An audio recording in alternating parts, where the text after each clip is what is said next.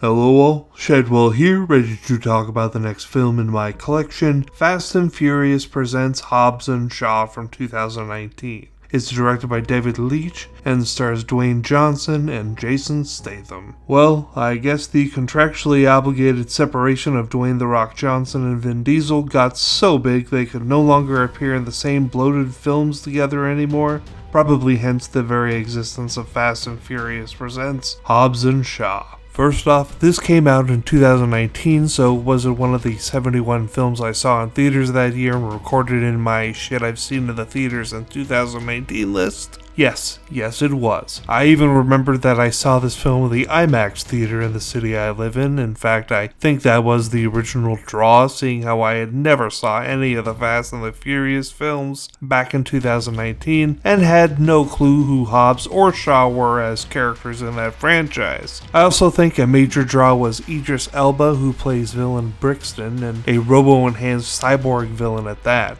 So where does Fast and Furious presents Hobbs and Shaw fall on my list? Apparently I scored it 37, sandwiched between Jay and Silent Bob Reboot and Long Shot. Jay and Silent Bob Reboot was 36? Feels like I missed out on a Clerks callback joke by not putting that at 37.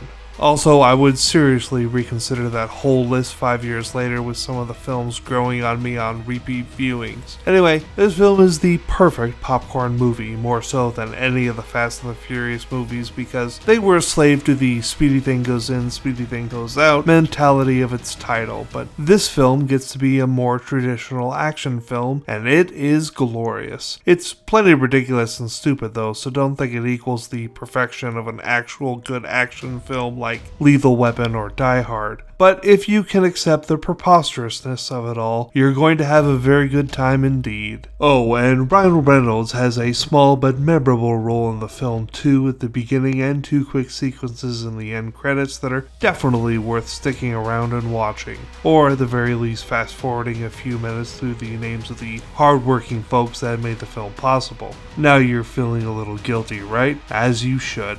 As we all should.